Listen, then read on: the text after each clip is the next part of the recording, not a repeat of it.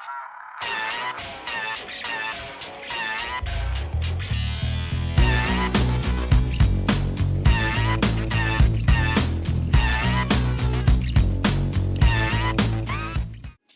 YouTube, Olivia here, and today I'm bringing you my first book haul. Borders is going out of business all around, so their stores are having big blowout sales, 50 to 70% off everything to get rid of all their merchandise. So I stopped by earlier today with my mom. We went and got coffee and then just spent some time together. Since I've been home, we haven't really got to do a lot together. So we went to Borders to look around, and I ended up buying 5 books, all for under $25. The total of them was under $25.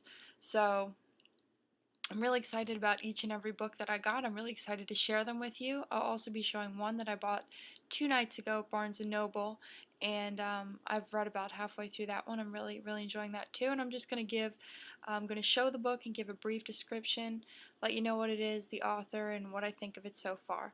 So I hope you guys enjoy. Okay, so the first book I'm going to show is the one that I got a few nights ago at Barnes & Noble.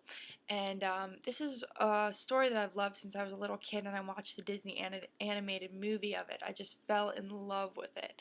And it's Alice in Wonderland. This is Alice in Wonderland and Other Stories. It's a Lewis Carroll anthology, and I got it. It's a special Barnes & Noble bound edition, bound really nicely. It's pretty thick. It's got pink and great designs all over it. The Mad Hatter on the back there. Great cover too. I don't know if you can see that. The pages are gold, glossy gold. The inside has really soft pages and cool pictures of the original. And I'm a big fan of the cartoon, the animated one. Not so much the newer one, the Johnny Depp one. I mean, that's a good movie. I'm glad that they didn't try to recreate the animated classic, because I think that would have really ruined it for me. But I've read so far in this book, let's see, I am 400 pages into it, and what I found was that about the first 130 pages is the story of Alice in Wonderland. The next probably 150 pages is another story called Through the Looking Glass, What Alice Saw. And that's basically the same thing, just more adventures with Alice. Then it moves on to something called Sylvie and Bruno, and that's just a totally separate story, something that I'm not quite enjoying as much as I did the Alice stories, but it's still good, it's trippy, it's out there, really enjoyable.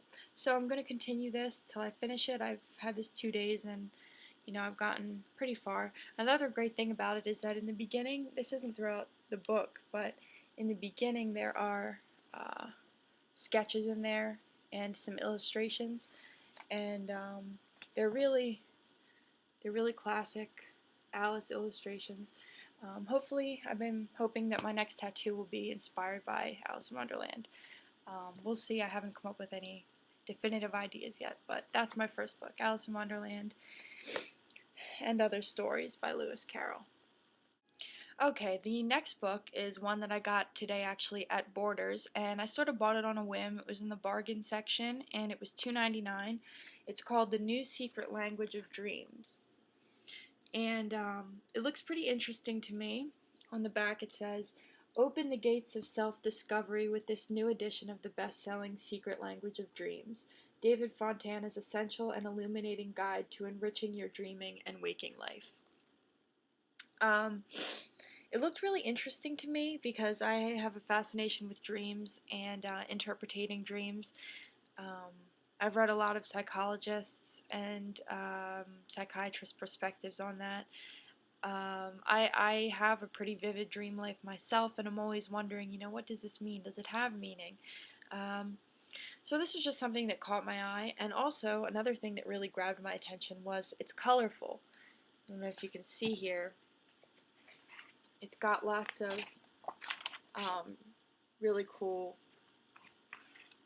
colors and bright illustrations and cool fonts and stuff, and it just really looked interesting to me. I didn't really look through it a lot. I was kind of in a rush, and I just figured, what the hell, I'll buy it. It's $2.99, and I figured I'd definitely read it. It's really short. It's only, let's see, 176 pages. So again, this is The New Secret Language of Dreams, and it is by David Fontana. I guess that's how you say his name, David Fontana.